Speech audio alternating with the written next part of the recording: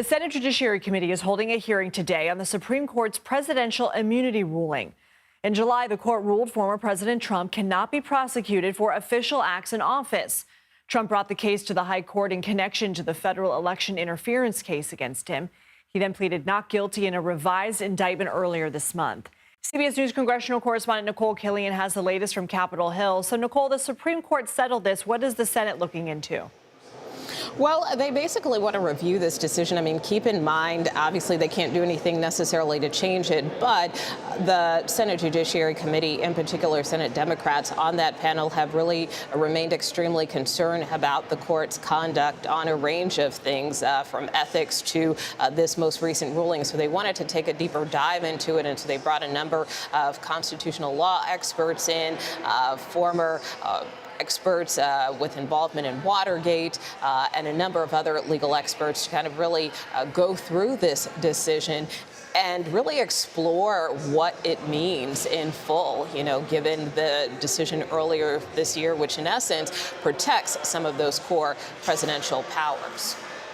Are Democrats and Republicans sort of driving at different themes in this hearing?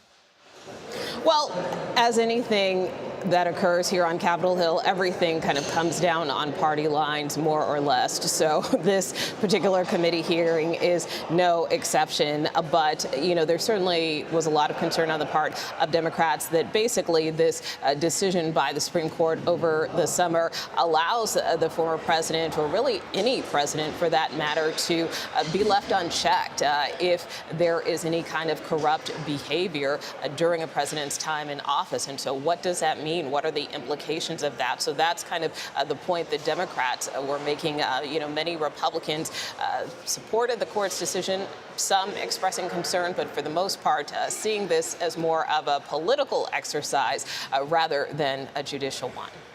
President Biden outlined proposed Supreme Court reforms over the summer, specifically establishing term limits and an ethics code for justices, and also to press lawmakers to ratify a constitutional amendment that would limit presidential immunity. Where does that stand?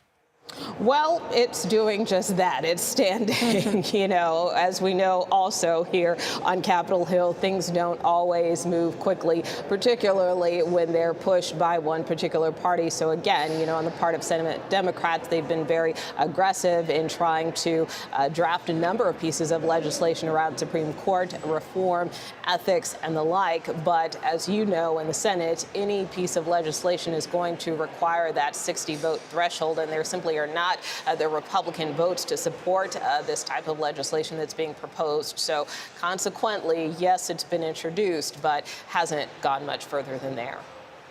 Nikole Killion, thank you.